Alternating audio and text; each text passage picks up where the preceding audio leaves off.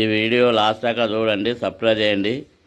చింతకాయ పచ్చడి ఎలా పెడతారో వీడియో చూపెడతాను. 1 కిలో చింతకాయ తెచ్చుకొని శుభ్రంగా కడిగి ఆరగట్టుకోవాలి. పండు మిరపకాయలు తెచ్చుకోవాలి. ఇలా పండు మిరపకాయలు దొడ్డు పండు మిరపకాయలు తెచ్చుకొని వీటిని తడిబట్టతోటి శుభ్రంగా తుడుచుకోవాలి. వీటికి ఇది కిలో ఈ కిలో పావు కిలో ఉప్పు పోసుకోవాలి. మెంతులు ఎంచుకొని దంచుకోవాలి. ఇప్పుడు ఈ చిన్ని రోటిలో దంచుకోవాలి. ఎలా దంచి పెట్టాలో చూపెడతా. మెంతులను ఇలా రోట్లో మెత్తగా నూరుకోవాలి.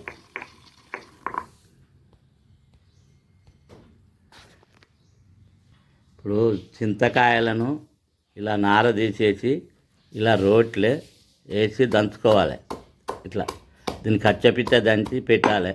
దీన్ని దంచి ఒక జాడీలో ఎత్తుకోవాలి.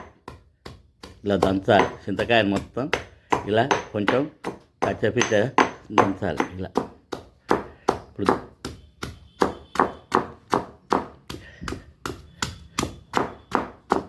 ఇప్పుడు దంచుడైంది. ఒక జాడీలో పెట్టుకోవాలి దీన్ని. ఇప్పుడు ఇది మెత్తగా ఇలా దంచుకున్నాం. దీన్ని వేరే జాడీలో ఎత్తుకోవాలి. ఇప్పుడు ఈ చింతకాయను చిన్న చిన్న ముక్కలు చేసి ఈ రోట్లో వేసి దంచుకోవాలి. ఇక గోడ్చలు ఉంది. ఇప్పుడు ఈ చింతకాయను దంచేది చూపిస్తా. ఈ చింతకాయను ఇప్పుడు ఇలా రోట్లో కచ్చపిచ్చ దంచుకోవాలి. దీన్ని మెత్తగా దంచాలి.